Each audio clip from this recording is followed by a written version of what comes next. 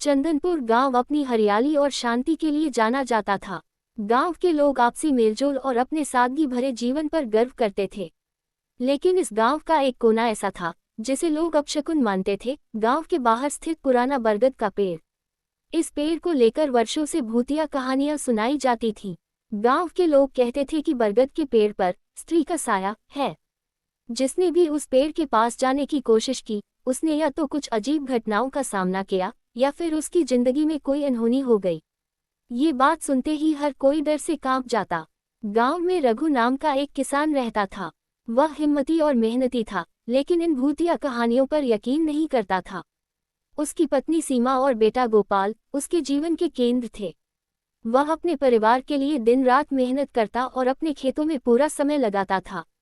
सीमा अक्सर रघु को चेतावनी देती, सूरज ढलने के बाद खेत मत जाया करो।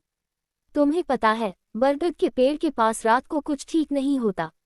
रघु हंसकर कहता, ये सब दादी नानी की कहानियां हैं। काम करना और मेहनत से कमाना ही सच्चाई है। भूत प्रेत जैसी चीजें कुछ नहीं होती।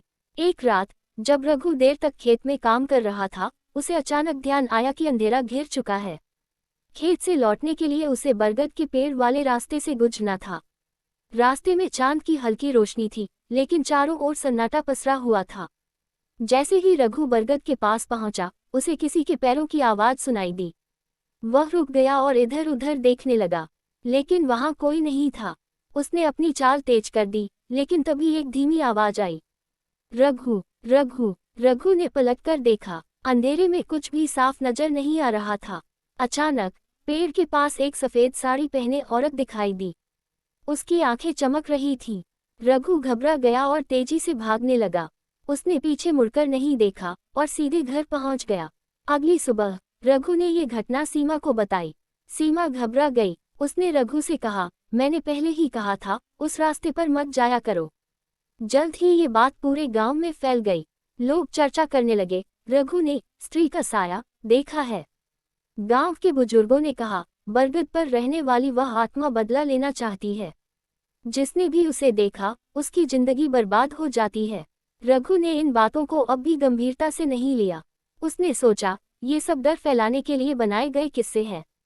मैं मेहनत करूंगा और अपने परिवार का ध्यान रखूंगा। कुछ दिन बाद रघु फिर देर रात खेत से लौट रहा था। वह अपनी पुरानी घटना को भूल चुका था। जैसे ही वह बरगद के पास पहुंचा, उसे ठंडी हवा का झोंका महसूस हुआ।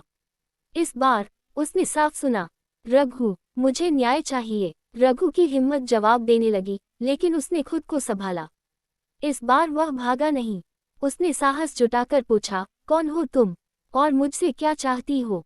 सामने सफेद साड़ी में लिपटी वही औरत खड़ी थी। उसका चेहरा हल्का धुंधला था, लेकिन उसकी आंखों में गहरी पीड़ा थी। उसने कहा, मेरा नाम दमिनी है। मेरी आत्मा इस पेड़ से बंधी हुई है। मुझे न्याय चाहिए। रघु ने हैरानी से पूछा, तुम्हें किस बात का न्याय चाहिए? दमिनी ने जवाब दिया, मेरे पति ने लालच में आकर मेरी हत्या कर दी थी।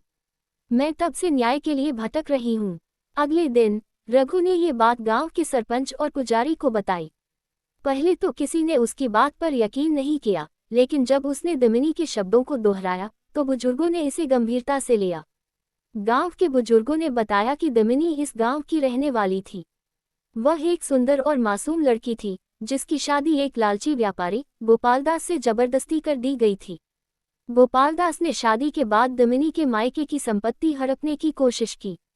जब उसने देखा कि दमिनी उसकी चालाकियों का विरोध कर रही है, तो उसने उसकी हत्या कर दी और उसकी लाश को गांव के बाहर गाड़ दिया। तब से उसकी आत्मा भटक रही थी। गांव के पुजारी ने कहा, दमिनी की आत्मा को तभी शांति मिलेगी जब हम उसकी कहानी को सबके सामने लाएंगे और उसकी आत्मा के लिए प्रायश्चित करेंगे। रघु ने गांव वालों की मदद से दमिनी की हत्या के सबूत जुटाने शुरू किए। उन्होंने पुराने दस्तावेज खंगाले और उस समय के गवाहों से बात की। धीरे धीरे सच्चाई सबके सामने आने लगी। गांव वालों ने फैसला किया कि दमिनी की याद में एक विशेष पूजा की जाएगी और उसकी आत्मा को न्याय दिलाया जाएगा। पूजा की रात गांव के सभी लोग बरगद के पेड़ के पास जमा हुए। पुजारी ने मंत्रोच्चार शुरू किया। वातावरण भारी हो गया। अचानक दमिनी की आत्मा प्रकट हुई, लेकिन इस बार वह पहले जैसी भयानक नहीं थी। उसकी आंखों में एक अजीब सी शांति थी। उसने गांव वालों से कहा, आप सभी ने मेरी कहानी को सुना और मुझे न्याय दिलाने की कोशिश की। अब मैं शांति से जा सकती हूँ। उसने रघु की ओर देखा और कहा, तुम्हारी हिम्मत ने मुझे यह मौका दिया। याद रखना, अन्याय के खिलाफ खड़े होना सबसे बड़ा धर्म है। दमिनी की आत्मा के जाने के बाद गांव में एक नया बदलाव आया। बरगद का पेड़, जो पहले डर का प्रतीक था, अब लोगों के लिए आस्था का केंद्र बन गया। गांव वालों ने वहां एक छोटा मंदिर बनवाया और हर साल उस दिन दमिनी की पूजा करने का संकल्प लिया।